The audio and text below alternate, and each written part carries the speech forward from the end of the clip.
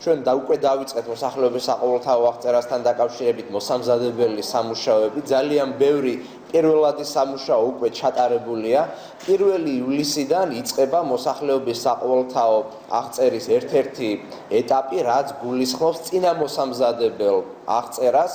ეს პროცესი ჩატარდება საქართველოს ყველა რეგიონებში, თუმცა ჯერჯერობით 3 რეგიონია, სადაც იწყება 1 ივლისიდან. ეს არის გურიის რეგიონი, ეს არის აჭარა და ეს არის კახეთის რეგიონი. თავარი მიზანი არის, რომ დავაზუსტოთ ოჯახების და შენობების რაოდენობა და მოვახდინოთ იდენტიფიცირება იმ შენობების, რომლებშიც ოჯახები ცხოვრობენ.